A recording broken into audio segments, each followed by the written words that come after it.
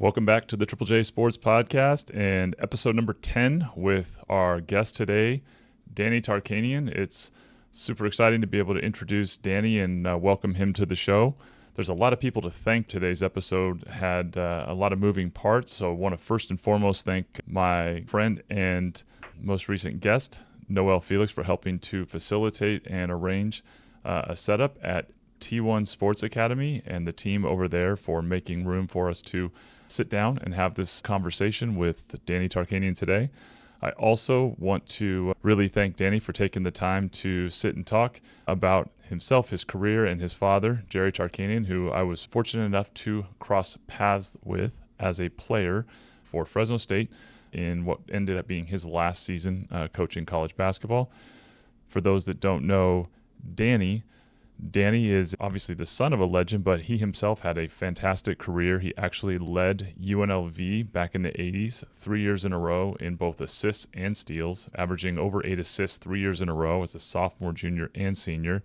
As you'll hear him joke about, couldn't shoot it. I would have loved having him pass me the ball, but he was a part of really, really successful winning teams for his father. He talks a lot about the impact and the dynamic of growing up with a father that you're just used to, but is famous and a legend to so many out there. He was also an assistant on the staff at Fresno State, along with assistant John Welch, who, again, shout out to Coach Welch for recruiting me and bringing me to have that experience. Hopefully we'll get you on here soon, Coach. Coach Tarkanian, as a winner and leader, is one of the legends. He passed away almost a decade ago after 30 years of coaching, almost an 80% win percentage during his time in his career at Long Beach State, UNLV, and then Fresno State. And prior to that, he was a community college, junior college coach, Riverside Community, and Danny talks a lot about those years as well. And we talk a lot about the different types of players. Coach Tarkanian is certainly most known for his UNLV national championship team and the runner-up that almost repeated back-to-back years. Lots of household names, but also a lot of NBA and professional guys that are not regular household names that had great careers and that he helped change the lives of just by being willing to take a chance on them, willing to stay loyal to them. And Coach Tarkanian figured out his niche, had a ton of success, changed a lot of guys' lives, and it's really cool to go back, visit, and have this conversation, a couple decades later with Danny about his father, the impact he's had on the game of basketball, where he's at today, and I hope everybody really enjoys this episode.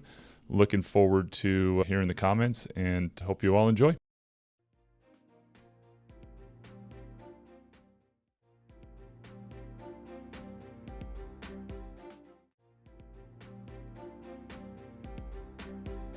Welcome back to the Triple J Sports Podcast, and we're here with Danny Tarkanian. Thanks so much for being here, Coach. Well, thank you, Phil. I'm really excited about being on.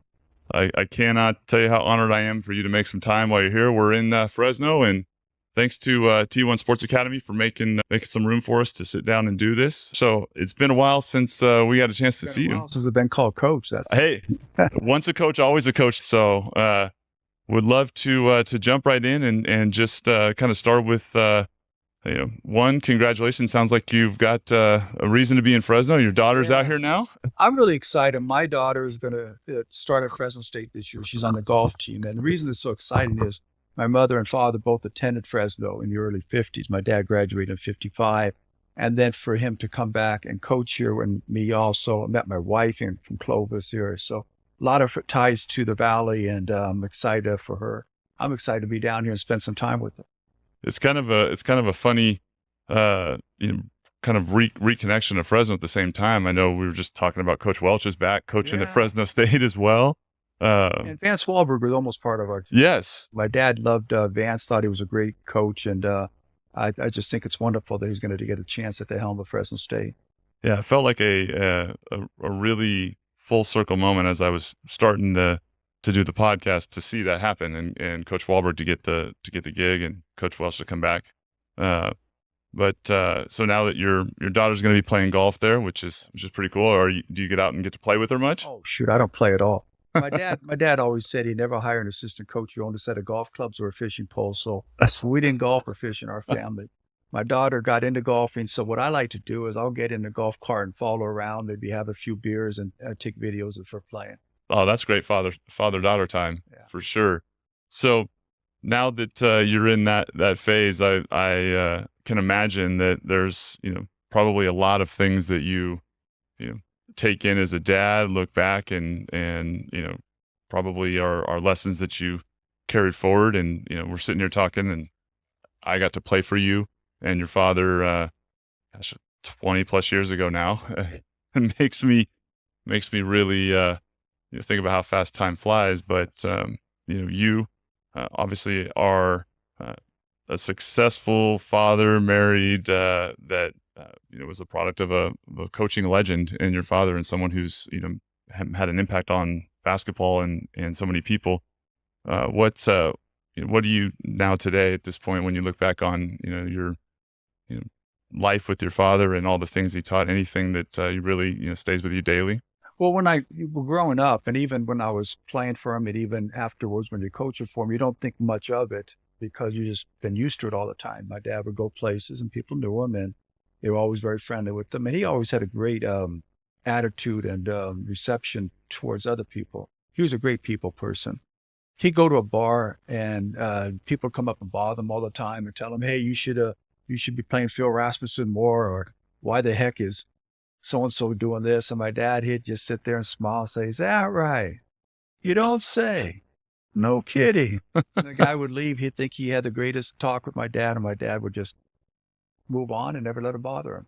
So he knew how to deal with people, which I really thought was great. But now that he's passed away, and you see a lot of the things that went along with being his son, you see how great it was and appreciate how great it was, and uh, the the impact that he had on so many people. And so many years later, people are still talking about that. In fact, my son's in boarding school in Florida, and he met this one kid there, and I don't know what's wrong with his father.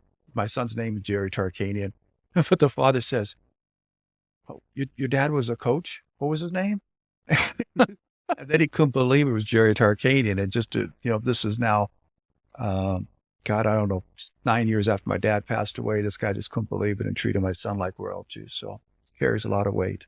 Well, his reputation for someone, a kid like myself, I grew up, I loved basketball, I loved baseball, and I was, an athlete guru. I remember watching, the UNLV teams like most of us did. And, you obviously, have what I think was obviously a really cool experience very few get to do, which is you got to play for your dad. I got more than that. I got to be the ball boy for as long as you state teams when they were challenging UCLA at their height.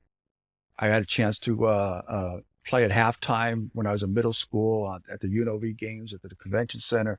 Then I got a chance to play for them, and I finished up having a chance to coach with them. So I had a full circle. It was really wonderful. So that's such a cool thing. My dad was very well connected in the Sacramento area, and I got to do a lot of stuff with the Kings growing up. It really inspired my passion, and I think that for you to get those experiences, did that really help motivate you and kind of channel your your dreams and what you wanted to do? That's a great question because I didn't have any other desires except to play basketball for my dad growing up. I was a better football player than basketball player, and I was recruited a lot more in football, but I wanted to play for my father. I mean, that was just something that was there from the time can remember till time I finished playing with him. I always thought we'd win a national championship, we'll cut down the net, but that took a few more years. Took a few more. Well, you had a lot of success, and you guys. Did you make a Final Four run during your time? We Close? We were the first team in UNLV history to be number one in the country. We had the longest winning streak until the 90 team broke at 24 straight games. But we lost North Carolina State by 1 point when North Carolina State won the national championship in 1982-83. We were beating them for 39 minutes and 58 seconds. And they took the first lead with 2 seconds left and beat us. And then the very next year, we lost to Georgetown in the Sweet 16, the year Georgetown won it all. So we had good teams, not great teams, but we did lose to 2 national champions.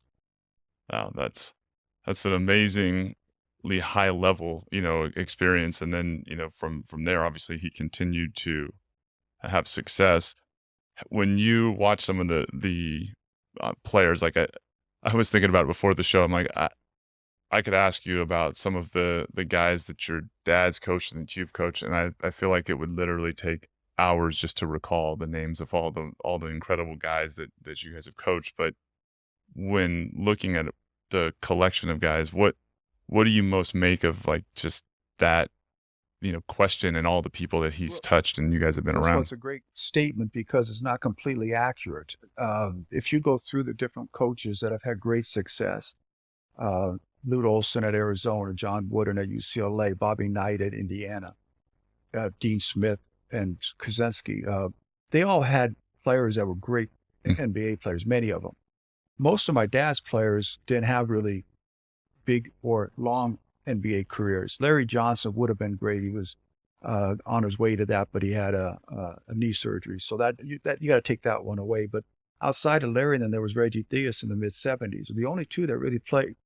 Armin Gilliam. Everybody forgets Armin Gilliam. He had a great NBA career. So in his 31 years of coaching, he had those three players, and he had one from junior college that was great. Bobby Rule.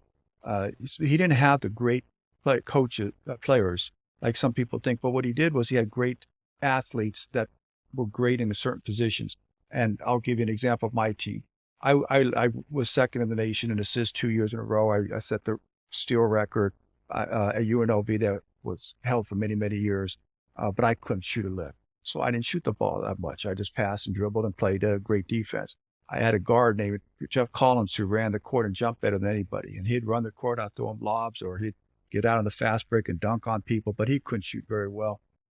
So he didn't shoot very much except off the break. But Larry Anderson was our great outside shooter, but he couldn't put the ball on the ground, so he never went by people or created shots for himself, but we created shots for him, and he took all the outside shots.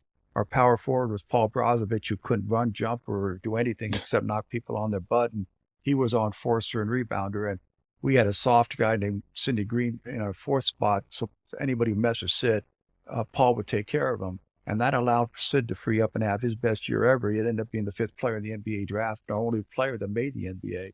And that was a year we lost to North Carolina State. We were number one in the country. So they're not great players there. You look at the 1987 Final Four team. You had Armin Gilliam, who was great, but he wasn't great to start with. He became great. I always thought Freddie Ranks was great, but he didn't make it in the NBA. But they only had two players off that team. They were 37-2, and they lost to Oklahoma by 1 in the regular season and Indiana by 3 in the Final Four. So that was a great team with really one great player, but everybody else is really good. We're going to take a moment here and a quick break to send a huge shout out to T1 Sports Academy for letting us use their incredible facilities here located in the heart of Fresno. We'd like to thank them for their commitment to the 559 community. They're the force behind annual amazing community events like the Jalen Moreno Cropper and Friends Football Camp, Run for the Dream Track and Field Meet, and the Josh Kelly Backpack Drive. Their after-school program serves thousands of students in the Fresno Unified School District, playing a pivotal role in elevating the next generation of student-athletes from the Central Valley.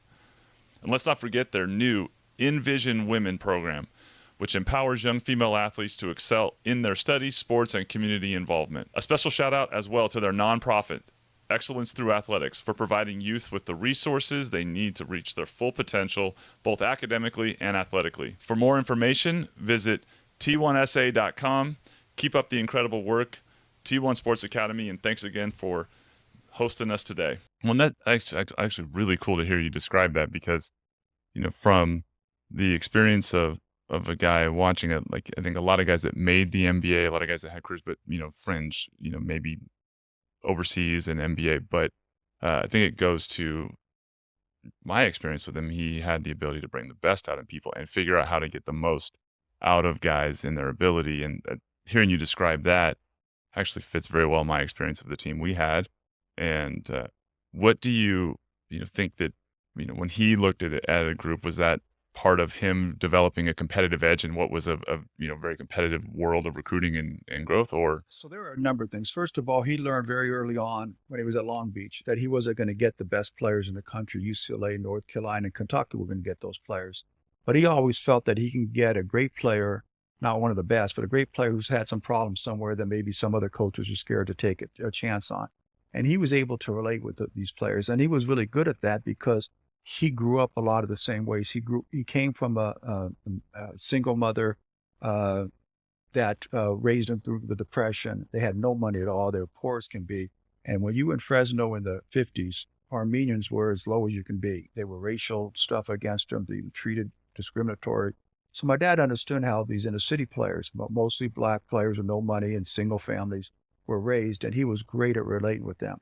And at a time, see, most people, they just assume that coaches are friendly and encouraging and positive in today's environment. But back then, you had the Woody Hayes' the Bobby Knights. Everybody thought you had to yell and scream at him. My dad didn't yell and scream. He motivated players with sarcasm and wit. That's the best way I could describe him. And he had great respect by the players. So when he said something with the sarcasm and wit, you really appreciate it. And I'll give you an example. He said this to every single team. I'm not sure if he ever said it to the Fresno teams, but he did at UNLV. If we didn't practice hard one day, he'd call us in the huddle and he'd say, "You guys are all a bunch of bandits. Next time you pick up your scholarship check, wear a mask and gun because you're robbing the university." So sit there, you want to laugh, but you don't want to because you know he's serious. So you just bite your lip and stuff. He was great at that way. And the other thing he said that I thought made him relate with these players so well and get the most out of them was that he was honest with them. He said, "You can never BS these players. They've been through this, coming through the streets. They hear the best of them. You can't lie to them. You got to be as honest as you can be with them." And he was brutally honest. We had with the one team that we had was Sydney and Larry. They scored 80% of our points and I don't know 70% of our rebounds. We're number one in the country, and some of the players were complaining that my dad was favoring them. So he calls us all together at the end of practice, and he says, "I understand some of you think I'm favoring Larry and Sid, because I just want you to know that I am. Of course I am. They're carrying us. We wouldn't be here without Larry and Sid. If we were on a desert island and I had one canteen of water, I'm going to make sure Larry and Sid have everything they can drink. If there's anything left over," he said, "I might share it with the rest of you. Not that you would. I might share it with the rest." What do you say? I'm thinking the old son. You're gonna thirst out and the old son. But that was his honesty, and people really liked that. And you talk to players today, they'll all say the same thing about him. They respected the fact that he was honest to them. They didn't BS with them. And then the other thing that he did, which got him in the most trouble, was when some of the players would get in trouble, he was as loyal as can be to them, which in turn they were loyal to him when he asked them to play as hard as they could be on the court and maybe sacrifice some things. He got in trouble because of the loyalty he had mostly at Fresno with the players that he never turned his back on. But my dad always felt that if you're loyal to somebody, they would be loyal back to you. He always said loyalty is the most important quality in a person. You can't teach a crook to. You can teach a crook not to steal anymore, but you can't teach a disloyal person to be loyal. That was his line. Yeah, I think that one of the reasons that I really admired him from the beginning, and loyalty is a big thing with me, and I think that listening to you describe it, it's exactly how I experienced him, and as somebody who saw a lot of those things coming into the school, one of the things that I have said for years, ever since getting the fortune of playing for you guys, was that the guys that were on that team were some of the best guys that I've ever known and played with, and stay in touch with them to this day because of that. And I think that's what he doesn't get enough credit for. I've never heard anybody say that, and I'm going to tell you, you're so honest and true with that. And that's the thing. See, the players who played for my dad, they were all, not all of them, 90% of them came from very tough areas, and they grew up in very tough areas, and they got in some trouble. So, or they were tough, like at this national championship team, they got in a fight with the guy from Utah State. First of all, the guy from Utah State, after the game, he comes up to Chris Jeter, and he says, because Chris Jeter got hit with an elbow, and he hit the guy back. And so he goes, hey, MF, you want to hit somebody? Hit me, somebody. So Chris turned around and hit him. What else you could expect an inner city kid to do? And there was a big brawl in the court, and they said all of our players were thugs and hoodlums and stuff. So they talk about how bad our players are. And then everybody who met those players said they're the nicest people ever. Mike Krusensky said they were the best and nicest players he's ever met. And they say that about every one of his teams. From 1977 Final Four team to these teams at Fresno State, they had great guys. And maybe because they came from hard places and they learned that somebody appreciated them, that they were loyal to them, and it was a closest. It's always not as much here at Fresno. It was harder to build, but there's always rebel pride that you were so proud to be a rebel. And we tried to build that here at Fresno, but it was tough because of the way the administration and NCAA kept suspending players and making it difficult for us. But you bring a kid in from there, you show them some loyalty, you get them to have pride in the program and respect the coach and his fellow teammates, and they're going to be great guys. Yeah, and I think basketball for me was always this really incredible place that took me to cities and countries and cultures that I never would have experienced otherwise. And I've always been grateful for the fact that I got to meet guys that grew up in a world that I would never be able to relate to other than through their experience. And in my time here at Fresno, like to your point, like whether it was Melvin Ely, Chris Jeffries, Noel Felix, Hiram Fole, like all these guys that came from all different places, the way that your dad was able to communicate with all of them and, very different personalities, and also with a guy like myself, I've always been amazed at that. And I think that's one of the most incredible things about him is that I don't know guys that would say negative things about your father and playing for him. But you touched on the militant style of coaching that Bobby Knight's. He was ahead of his time in how he treated guys, in my opinion. Well, you just jumped to another one I want to get to, how he's ahead of his time. But I wanted to talk, because I never said this before, because I never really put it together.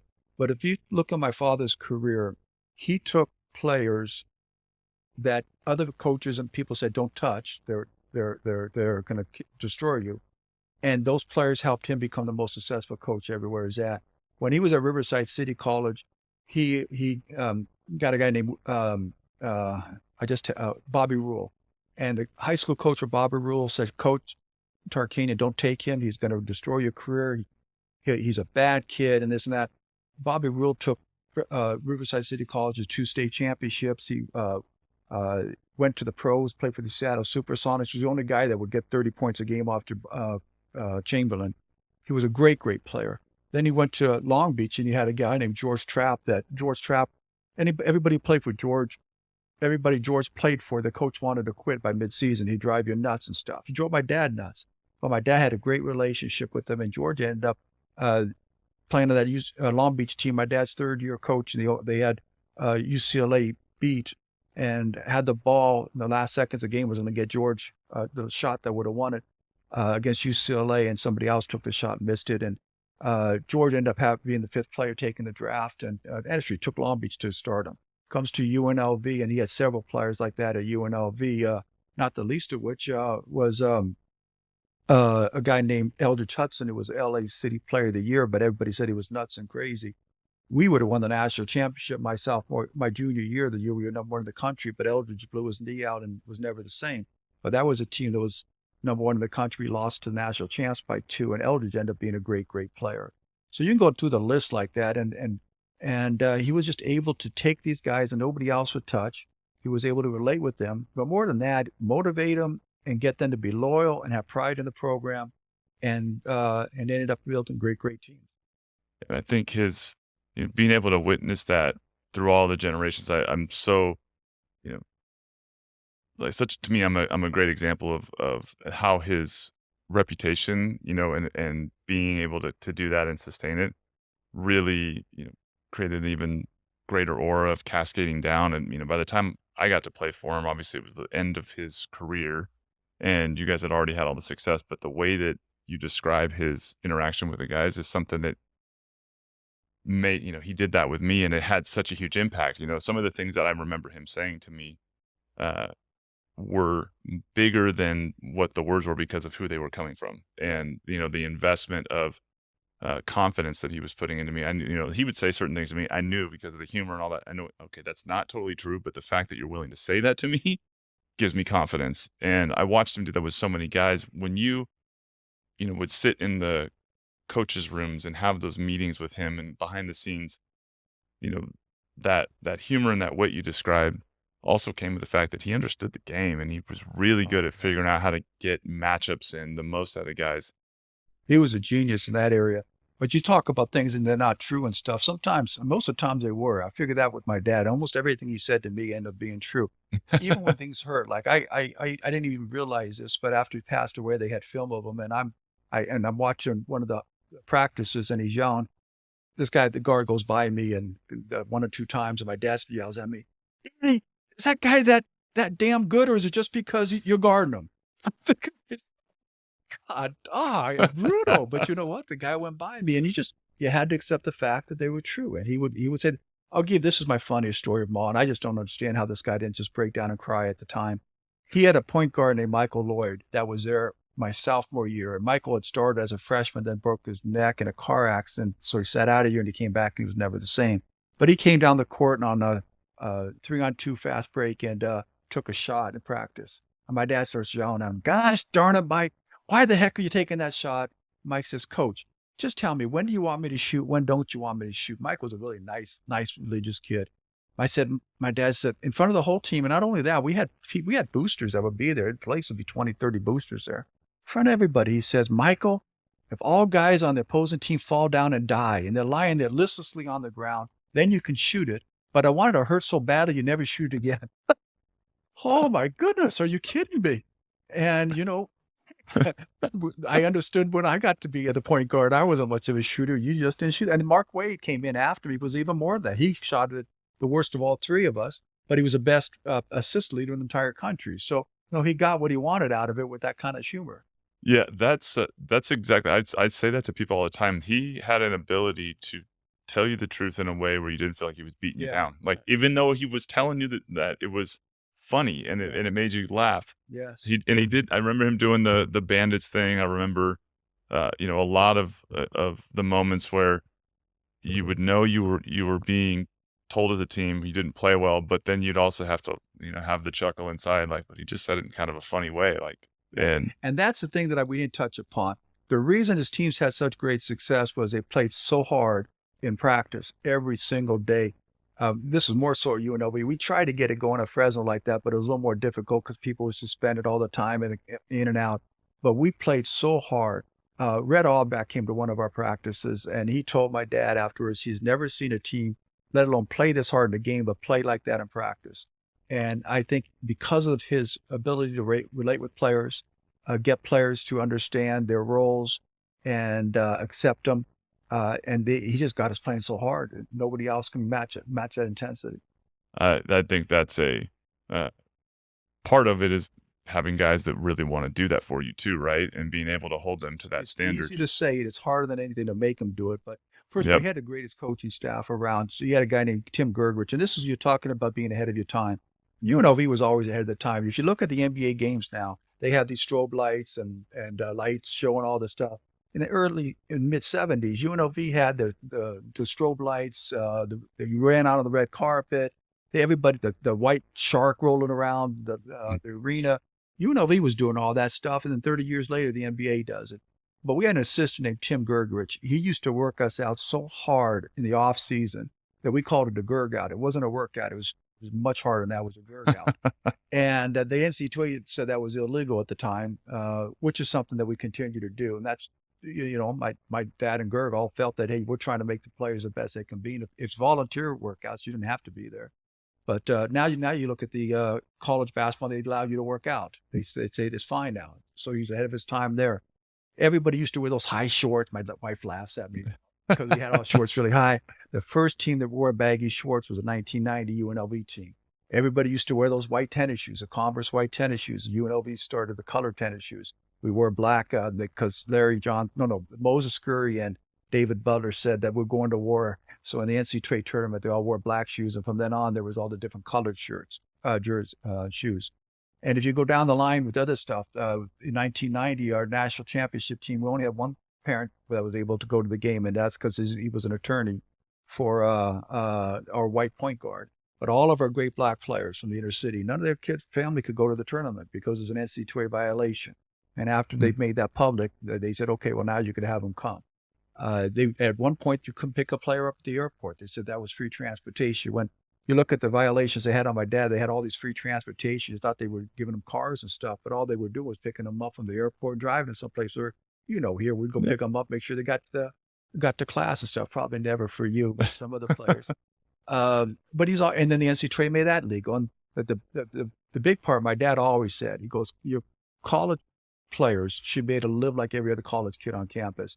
You shouldn't deprive them, make them live in poverty when they're around people that are living, with the decent means.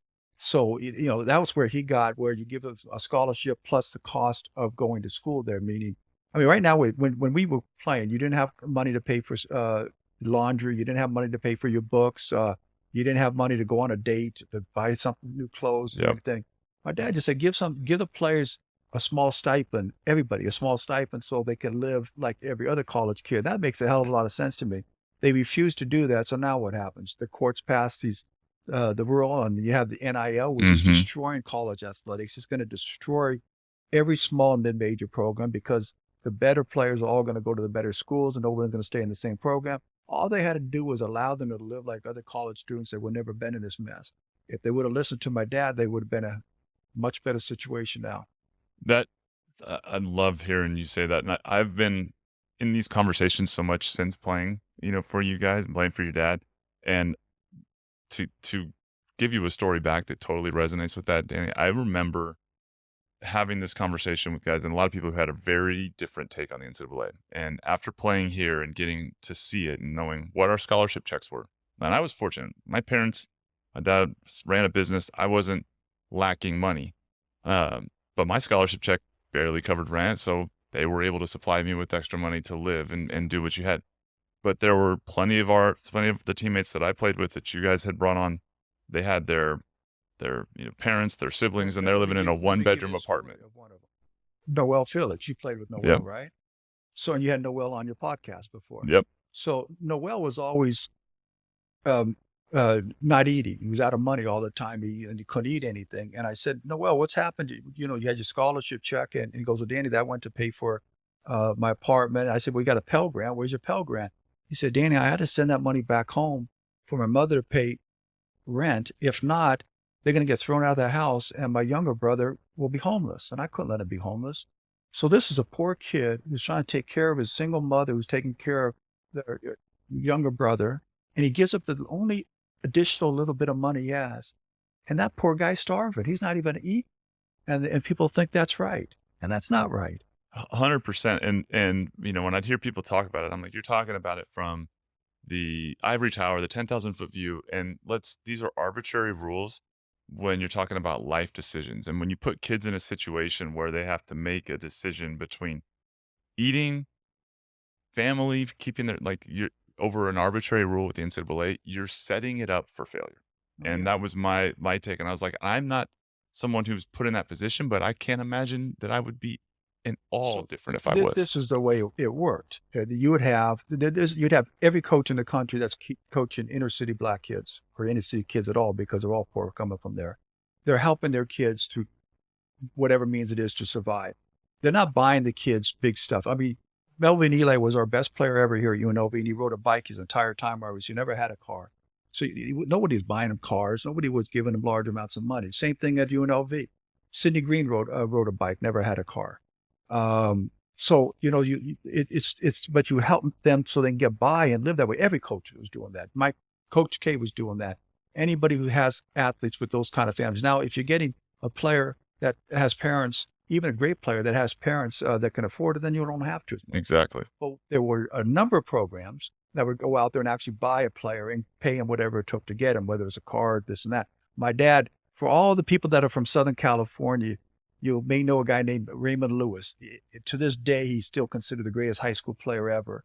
My dad got it in early, was recruiting him. He used to take his mother and her girlfriend out to lunch every day, and they got him to sign with us, and he was the greatest player around. He couldn't sign because Long Beach didn't have a letter of intent. He committed to Long Beach. And then LA State came in, they bought him a red Corvette and signed every one of his players, gave them scholarships on the team from Bourbon Day, and he went there. The kid ended up being a first-round draft pick for Philadelphia, and he just destroyed Doug Collins and college. There's a podcast out on a Raymond Lewis. You should see it. But anyways, my dad would have had Raymond Lewis on the team that lost to UCLA by 2 points. They would have destroyed UCLA. But he lost him because a guy bought him a red Corvette. And I can tell you a story.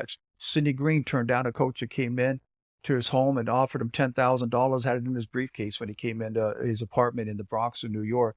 Sid said if he knew he was coming with the $10,000, he would have had some of his boys waiting for him downstairs and took it from him. Because what's he going to do? Tell the cops that somebody stole $10,000 cash after I was visiting a recruit? But Sid's mother told him, Sid, and she verified this to us. She told Sid, and threw that coach out and said, you're not going to take that. You're going to have a pot of gold at the end of the rainbow if you go with Coach Tarkanian. You're just selling yourself with this.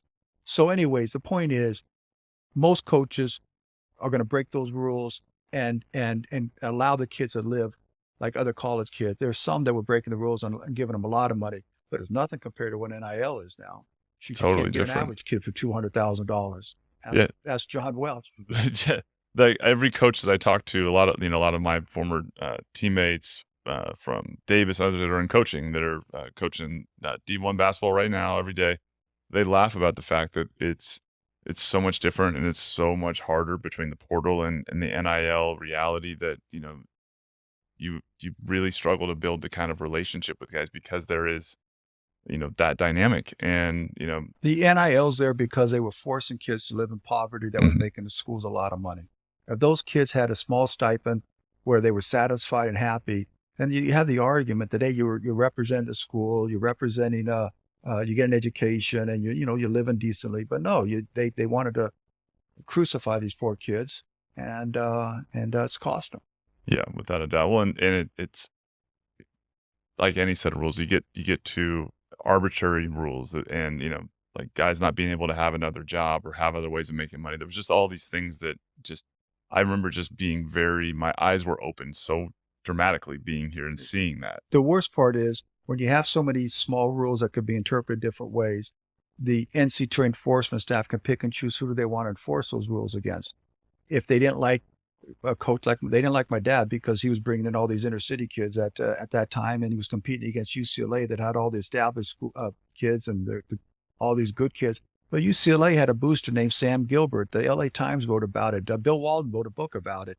All the money that Sam Gilbert was giving those players and cars and let them stay at his house, paying for the girlfriend's abortions, all these things were much more than going on at Long Beach. My dad used to say Long Beach's budget was smaller than UCLA's basketball program's stamp budget. and they went after Long Beach and put them on probation for small stuff. So you allow the NCAA enforcement staff to pick and choose who they wanted to be their successful programs and who they wanted to run out of coaching. That's wrong. Well, yeah, and I think that's the unfortunate reality of big business too, right? Like they pick and choose what some of those programs they didn't want to put a black mark on because they didn't want to ruin their money. Exactly. At that time, it's hard for people to remember, but at that time they couldn't get people to go to the NCAA tournament games. The arenas were half empty. The teams that were drawing the most audience, whether it was on TV or in person, was Kentucky, UCLA, and North Carolina. And Kentucky is legendary for the cheating that they were doing. I mentioned some of the stuff with UCLA, and I'm sure North Carolina had their share too.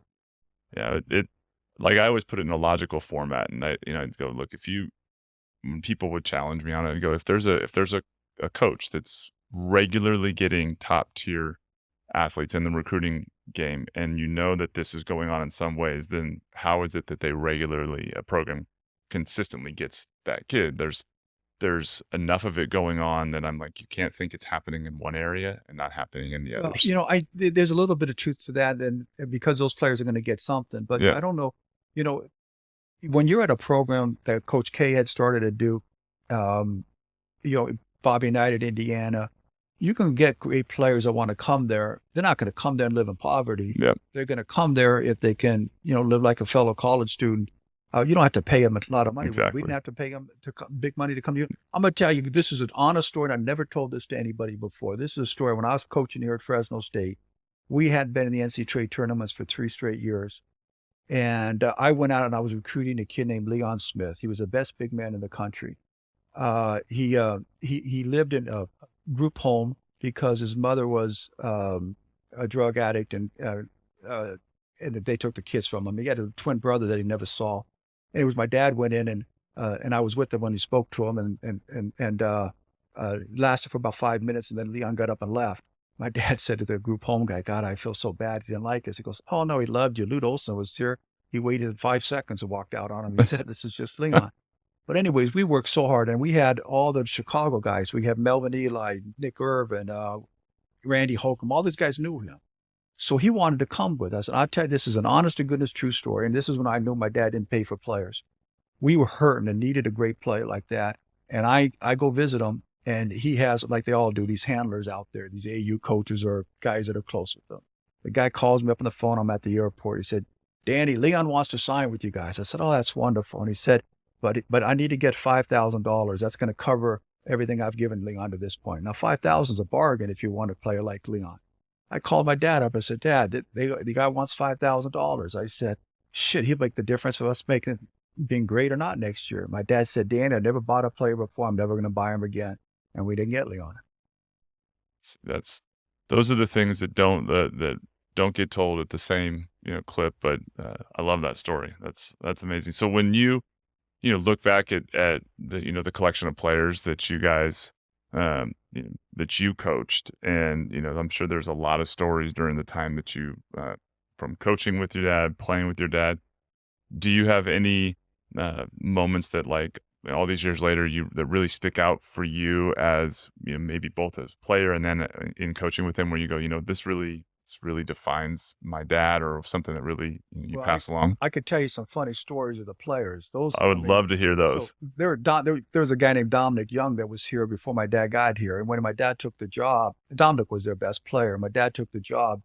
Coach Gary Olson told my dad, oh, don't take Dominic. He's crazy. In fact, he swore to my dad he thought Dominic loosened his brakes on his car and tried to kill him. He told my dad that. And my dad took Dominic, and we used to run outside on the track. I don't know how much we did at the end, but we'd run on the track, and if you missed, we made him run. I don't know what it was, maybe one time a mile, then 2 times, and a mile, then 2 miles. But Dominic was up to 2 miles, and he missed. And I get a call from somebody saying, hey, Dominic Young's in the detention center. He'd like you to get him out. And I hang up on him. So the next day, Dominic comes into the office and says, Coach, I missed practice because I was in jail and you didn't help me. They called you. You wouldn't help me. I said, Dominic, you're full of shit. I said, if you're in jail, they would have said this is a collect call from the correctional institution. Not going to have somebody calling me point blank. He said, oh, okay. And he walks out. Oh, my goodness. Greatest con artist ever. Another time he said he was injured to come practice. I said, well, did you go to the trainer? He said, no, but I went to this lady who has a whirlpool. She did a nice job working on me. Dominic was one of the all-time crazy guys, but he won more games for us at Fresno our first year than any player my dad ever had. And I loved him. We had some other players that did some crazy stuff that were a little nutty too. And I say these things in jest, but you got to understand these players. There's a guy named Michael Johnson. He had OD'd when he was young on acid, and he wasn't all there at the time. And he was big and strong. He was built like a V shape with big shoulders and big muscles. And my dad would try to get him a job at UNLV, and it never lasted. And then he finally, for about 2 weeks, he got a job. He was given change at the Circus area where they play those games. He was giving people, they give him some money, give him the quarters and so forth. About 2 weeks later, he gets a call from the manager there. And he said, what's wrong with this Michael Johnson guy? He just punched this guy and was running down the street. So my dad gets a hold of Michael. He said, Michael, what's wrong?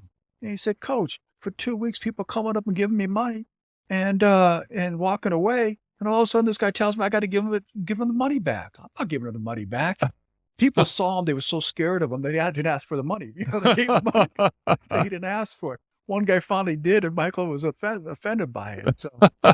So there's some good stories. That's hilarious. Well, and as a recruiter and going into those environments, I would tell one other. Please. So we're playing.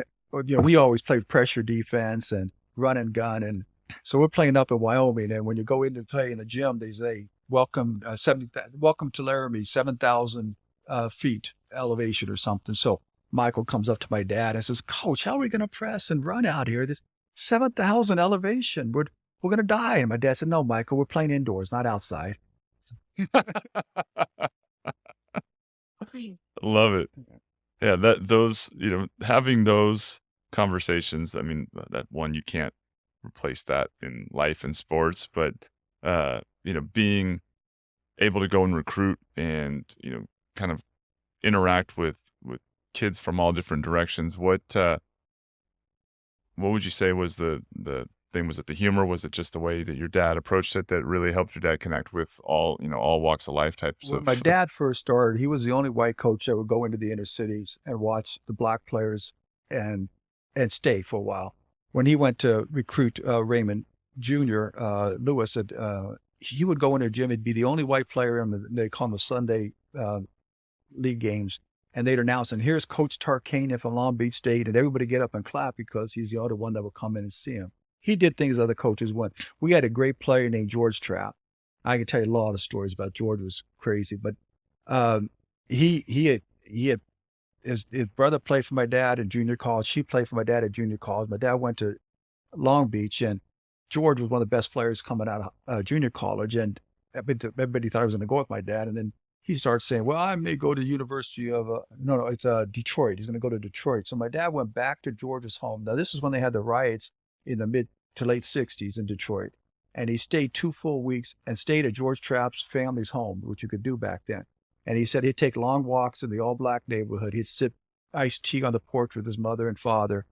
And he did everything he could until they got them back, George back to Long Beach again, committed Long Beach. Nobody else was going to do that at the time. So you start off that way, then you get them there, you take good care of them. My dad's first player, first Trapp, the John Trapp, played for my dad at Pasadena City College. And John was the craziest guy ever, meanest guy you've ever seen. In fact, there was a story, my dad told a story that he used to stay at our guest house where he got to know our German Shepherd, Ace, who was really, really mean. So we had a recruit come in town named Crazy Khrushchev, and he came in town and was staying in the guest house. And after a game, my dad went and had some drinks with some coaches, and one of the assistants took him to our house, and Ace came sprinting out of there and chased a Crazy Khrushchev and the coach into the car. So they called another player, and he came over. Same thing happened. They go, the only person in call is John. I got to, going back to that Crazy Khrushchev, the first day while he's in Pasadena, he punches and knocks out our second best player, Sam Robinson. And he says, who's the toughest guy here in town? And they said, John Q. Trapp. And he said, I'm looking for him. So anyways, make a long story short, the next person that calls John Trapp, and he comes to, and he knows Ace already. He's already tough. Ace runs out at him, barks at him. John grabs him by the throat, slaps him in the face, and Ace kneels down and whimpers. The next day, Crazy Khrushchev told my dad, I want nothing to do with that John Trapp guy. He's the craziest guy I've ever seen. So John ended up playing the NBA, had a great career. First, John was kicked out of 3 schools. Every coach said, don't touch him. He's bad for you. So the first day my dad meets him, he says to John, if you do what I tell you to do, you're going to have a great career, and you might even be able to play professionally. But if you don't, you're never going to play basketball again. This is your last chance. And he goes, and by the way, my wife and I have to go to dinner where you babysit our 3 young kids. John said no white person ever trusted him before. He'd been in jail. He'd been in trouble. And here's a coach saying, hey, will you babysit my 2-year-old, 4-year-old, and 7-year-old daughter? And that built trust with John. And John was close with us to the day he died. In fact, John was an assistant for my dad at UNLV when he went there, sort of like Pondexter was for us here at Fresno. Mm-hmm. And so John's father said that my dad was the only player that could motivate and get John to go straight. And he'd walk to the ends of the earth to get his other son, George Trapp, to play for my dad. So that's how he got some of these original guys. And I think once you built that and you got it established, and they would go out and recruit some other players that they knew. Mm-hmm. John's father would help my dad with Detroit players all the time. And that really helped him get some of the players. Another story he had, there's a great high school coach that used to invite a college coach to come and speak to everybody at a clinic. So my dad did that. Then afterwards, the coach said to my dad, "You want to come over and have some wings and beer?" And my dad said, "Sure." And the coach said to my dad, in front of all the other coaches, "You're the only college coach that's ever come here. After every clinic, I asked the coach to come and have wings and beers with us, but everybody else has turned us down. You're the only one to come." Because when I have a great player, I'm going to send him to you. So my dad called him. He had a really great player in 1986, 87. And the guy said, "No, coach, this guy's good. He's not great. When I have a great one, I'll call you." So he calls him 2 years later, and he says, "I got a guy named Anderson Hunt." For those that you know, Anderson Hunt, maybe the greatest guard who ever played at UNLV, was the MVP of the national championship game. We got Anderson Hunt without a visit. We only got him because his high school coach, Perry Watson is his name, promised my dad he'd send him the next great one he had, and that was it. Wow. So he had a way to relate, and he also worked hard. Great work ethic, and then he took care of his players afterwards.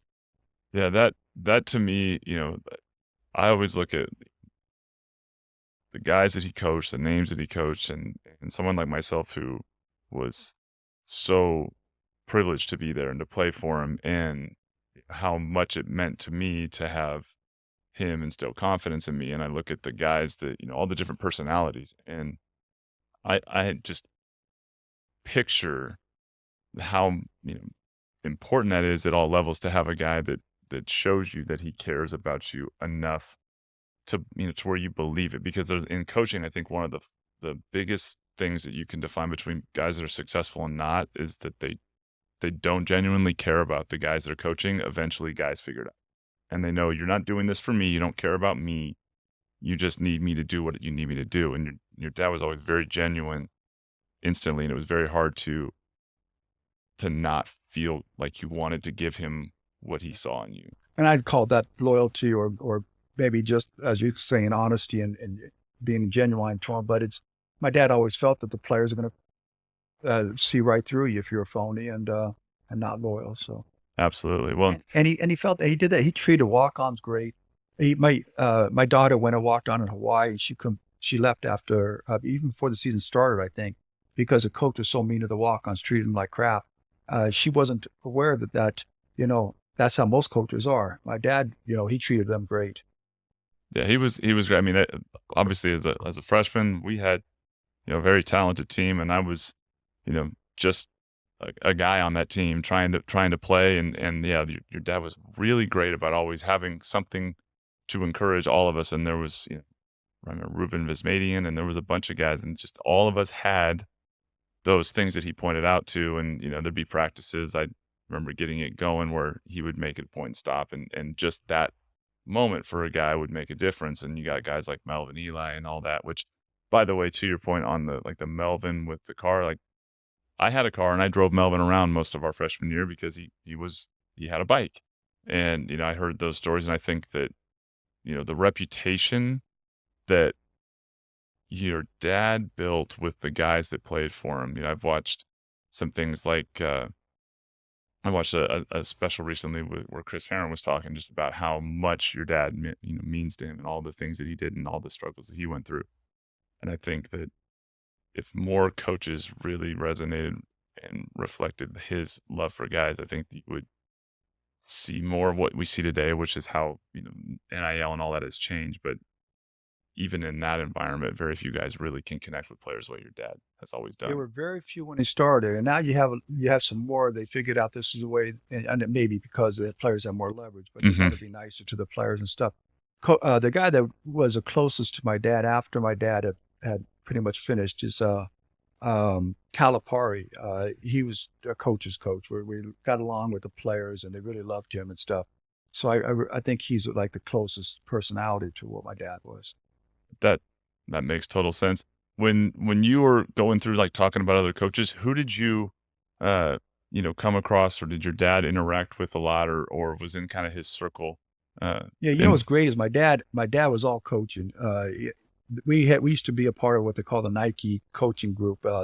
Nike represented schools, and they would take us on a summer trip to all these exotic places in Hawaii, Bermuda, and so forth. A lot of coaches are out there golfing and doing stuff. My dad would sit in the jacuzzi and just talk to every coach, young coaches, guys that were just starting off, and he'd be there talking to them and just trying to figure out, why they were doing so well and figure out the little bits and pieces that might help his program. But at the same time, he'd share his experiences to them, and it meant a lot. Every year at the Final Four, it's the same time as a coaches convention, and you don't see the big coaches down there with all the high school and junior college coaches and D1 coaches. They're all in the lobby waiting to see somebody. My dad never left the lobby. He loved talking to those people and the other coaches, and just loved to be around them and do all that stuff. So he had that personality. I don't know. I think now there's probably more of them like that, but there weren't many before. Bobby Knight was a big coach it was John Wooden originally, and then Bobby Knight when that was started. And John was very strict and not as much a player coach, although he wasn't nothing like Bobby Knight.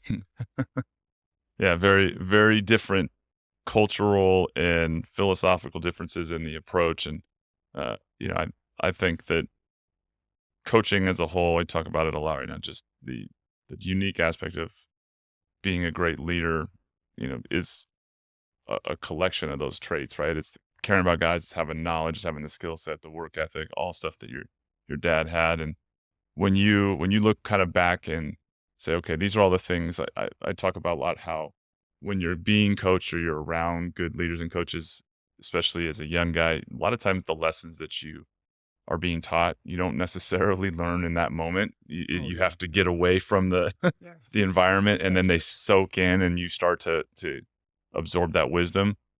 Over the years, what for me, I took a lot of those and I continue to learn lessons from that time.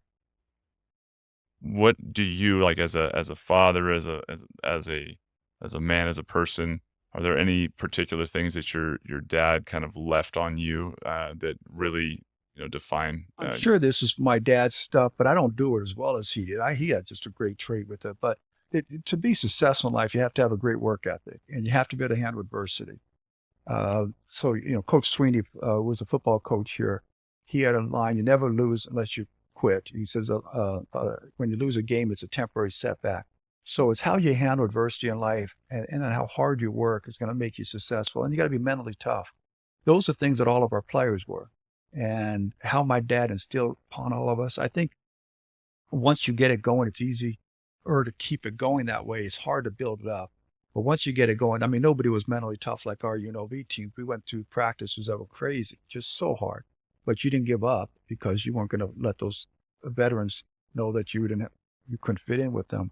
So, I try to get that into my son. I have a son. He's first time he played basketball, he started crying and wanted to stop. I said, "What's wrong?" He goes, I'm sweating. I said, "Well, that's good." And he goes, "No, it hurts." I said, "I knew I'm in trouble the first time my son tells me he sweats, it's hurt." But he, I'm trying to instill in him a work ethic, and I got him in boarding school now at IMG, which is one of the best in the country, and I just love what they're doing, and I think it's a lot of the things that my dad had instilled upon me that I know is important for my son. Yeah, that's really, really, really cool to hear, and I think in particular, for me, if I was to say what did I take that your dad left on me, there's a lot of things, but I look at that season, and you mentioned how that was a tough season, that his last year with the NCAA and a lot of the different suspensions and all that. I came from an environment where you compete, win, lose. It kind of felt like a reflection on me. And throughout that season, when we would have ups and downs, we went through some of the losing streaks when Melvin was out. I always found he was really good at making it clear, especially with someone with the name he had and the reputation and the success. It never felt like it was about him. It always felt like it was about us. And so when we would have a loss or there would be something that didn't go our way, it never felt like he was in there and he was upset because it was a reflection on him. He was focused on all the guys. And I noticed that not to be the case in other environments later. And I think that's a huge lesson that I took forward, was that being a leader is about the guys you support. When he was coaching Bobby Rule at Riverside City College, Bobby Rule punched an official in the face, and my dad was going to suspend him for 2 or 3 games, whatever. And his athletic director said, "Coach, let me handle it." He goes, my dad said, this is a lesson that he learned, and it was the best lesson he ever learned in coaching. The president at Riverside City College said, "You never put a kid so far in a hole he can't crawl out of it." And so when you're losing or facing adversity, the last thing you want to do is blame them and put them in a worse position or feel worse about themselves. So after any type of losses or setbacks that we had, he always tried to be positive and build people back up. I'm sure he got that. Bill Noble was a president at Riverside City College, and that was a lesson my dad thought was the most important in life. He'd get on you more when you're winning and stuff, and figured you could handle it better. Yeah, that 100% perfect time, right? Guys are looking for coaching when they're being successful, and they can take it. But yeah, that was a big moment for me, and I experienced a lot of the opposite of that at times. And as a professional, as a leader in life, I always have taken that. And your dad had a big part, because it was, even more impactful that someone with his success and his reputation, was displaying that characteristic. And I think, to me, it highlights the fact that you develop that by being focused on other people. So I've always admired that and appreciated that lesson. I didn't understand it when I was 18, but I saw it later, and going to that year on a couple of funny, stories, about the effect and the impact your dad had. So that we always play in the preseason NIT tournament, and Coach Welch was, who had recruited me and kind of brought me out to work out and try out, and it became a really exciting opportunity for me as being, okay, I'm a high school guy, I'm not sure where I'm playing, maybe it's baseball, basketball, and then suddenly I'm on a roster looking around at these guys and playing, on ESPN. It was a very surreal experience that I was both excited about, but took in as being grateful that it was happening. And in '01, which was that year, was the year of 9/11. And Noel and I talked about it on the episode that because we were in the NIT and we went to New York, we went to Ground Zero, and it was one of the most defining moments of my college career was that I was able to go to a place and have an experience that otherwise would have never happened without sports. And I remember being at Madison Square and your dad doing a pregame talk with Dick Vitale before, and his world was just one that was surrounded by basketball junkies, kind of heaven, right? Like, so when as a guy who loved the game, played it and all that, do you find that when you talk to people and they're looking to kind of get some of your experience, that it's almost hard to encompass because it's all you've known, to be in a basketball world where there's just so much of these people that have made such a large impact on the game of basketball? Growing up, I didn't, even through his entire career when I was an adult, I didn't think much of it because I've been through it my entire life, and it hadn't really changed a lot. But what I remember about that NIT trip is that we beat Michigan State, who were the national champions the year before. And we beat them after the university's NC2A too had suspended their two guards. They suspended for the year. Tito Maddox would have been a lottery pick. I think he was a first round pick. And Chris Sandy, just a great kid for some stupid reasons. And we lost to somebody else by 2 points in the finals. We were ranked in the top 25 without a point guard. Yep. Playing a 5'5" guy. Matt Mitchell is who like I think kind of came in last minute because of the suspensions, and we lost to Wake Forest, and Darius Sangali had that goaltending tip dunk to beat us, and then we beat Michigan State the next night. And it's one of for me, it was a memory just sitting there soaking in, like always chasing where am I going, what am I pursuing, and then getting there. It was one of the times I feel like I was starting to grow up and recognize, like, appreciating the moment. But it was an amazing experience. That's exactly what I remember. I miss the 9/11 part of it. I mean, I remember going to it and seeing it, but I remember the other stuff more because it was so important to us at that time. Oh, the basketball, and the whole combination of that trip for me. I told this to Noah, it was crazy. I'm like, 6 months ago, I was sitting in a high school basketball gym playing high school basketball, and now here I am in New York. But that was the world he surrounded him, all of us in, and when now being removed from it, and obviously your father's passing was something that I think brought out all the people and the that he impacted and affected, and really don't think enough justice could still be done for the impact he had on people. But I really think that it's cool to hear people speak about him. What do you get from people today and over time since as things have gone that really helps the kind of impact he's made? Well, I'll tell you what I think is the most impressive to me is how many people just off the streets that will say, I met your father and I met him at an airport and he was so nice, he did this or that.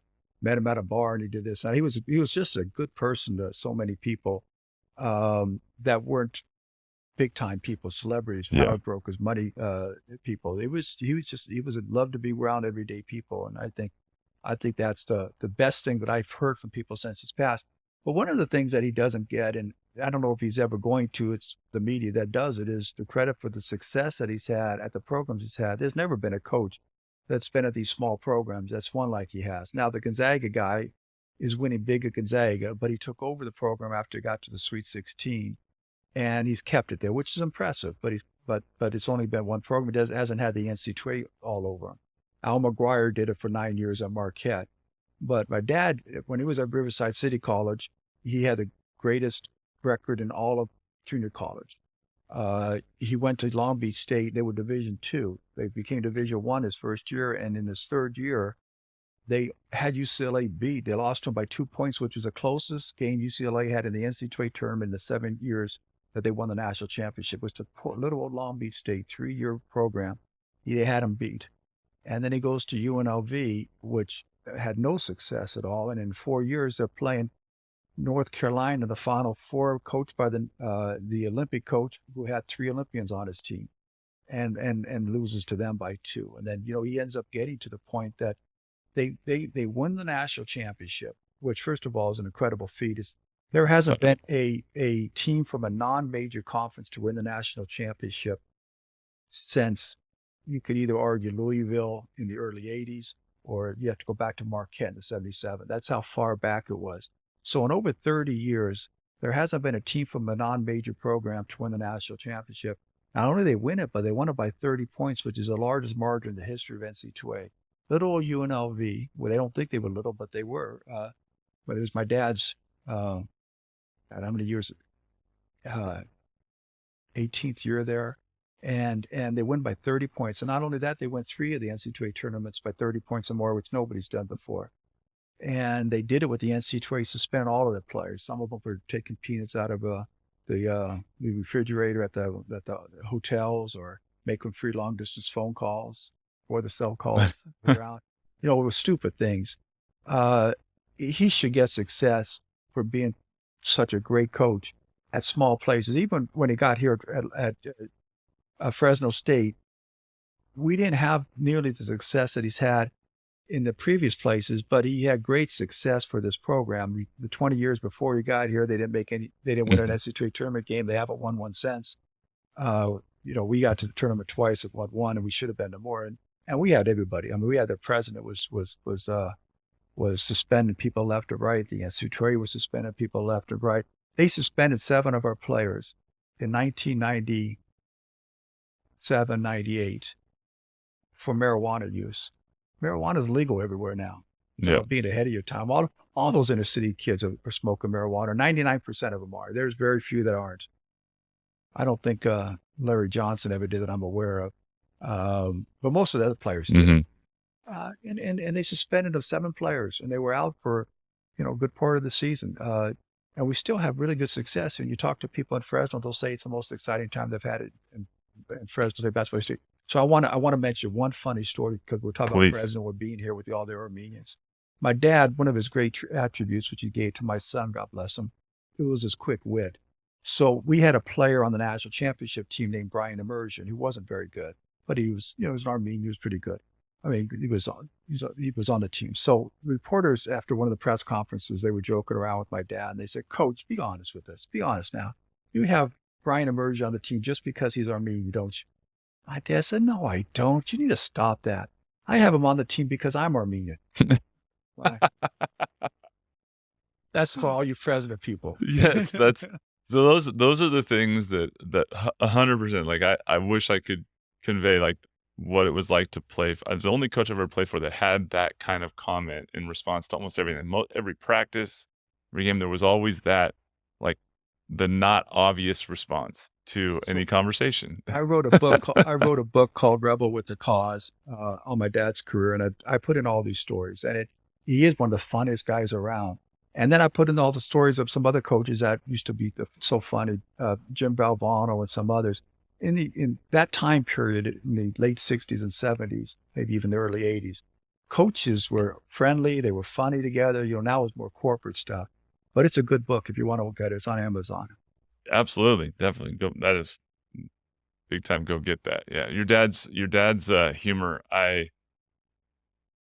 cannot, possibly convey it properly, but the, even some of the things that I remember him saying, I remember when he extended the scholarship offer to me, even just how he said that to my dad, like he made a joke to my dad. I wish I could repeat it, like, but it was like my dad walked out and my dad was just like, like he was as proud as could be because of the way your dad communicated it. But I think from a perspective of being in a player, when you're talking about competitive environments, his humor made it just, to me, like second to none. So I love hearing that, and I love listen to the stories, and I love watching some of the stories. So I've read the book, and I think the stories are amazing. So yes, audience, go get it, because there's more than a fair share in there.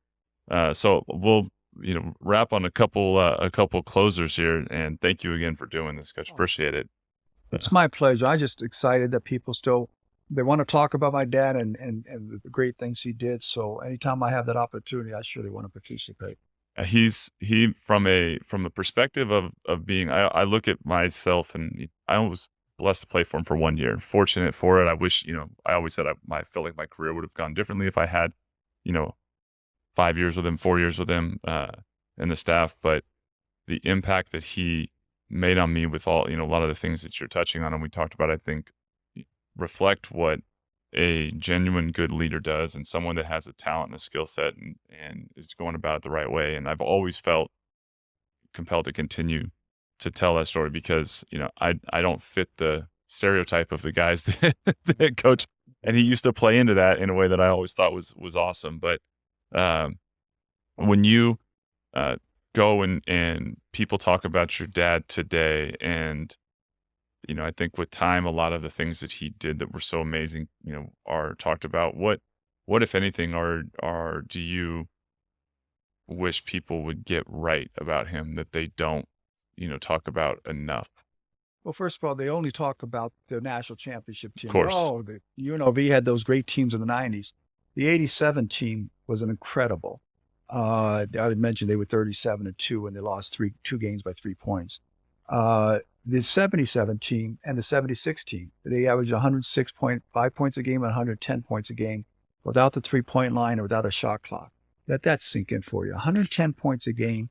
I wouldn't have much value without the 3-point line, but right. Well, they shot Wow. threes. If they had this 3-point line, they probably would average 125 a game. But they did it with defense. They just played pressure defense. So, I think first of all, the great teams he had at Long Beach. God, his Long Beach teams were great. Almost beating UCLA when UCLA was destroying everybody. So I wish they would have more was mentioned about his other teams.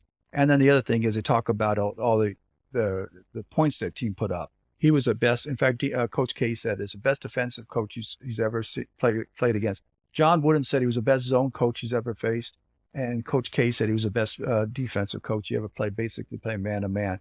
That says a lot. And the fact that he could change his style of play based upon his players, no other coach did. But what my dad would like to be remembered the most, when he was forced out and had his final press conference, he said, "Coach, what do you want to be remembered by? You want to be remembered as a great coach or this and that?" He said, "I just want to be remembered as a good person." That's picture perfect. I love hearing that. Well, I have to add that what I learned from him on the defensive side became one of the things that I took with me into my coaching career, and something that I always appreciated was the nuance to defense that he was able to incorporate. So that's really cool to hear that.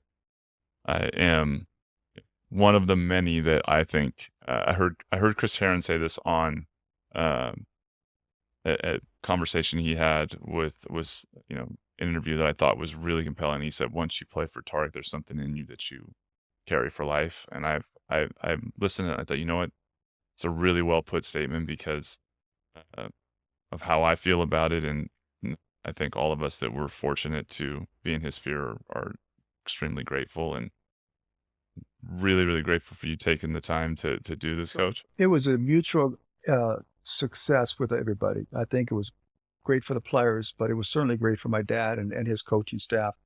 I had so many of his former coaches.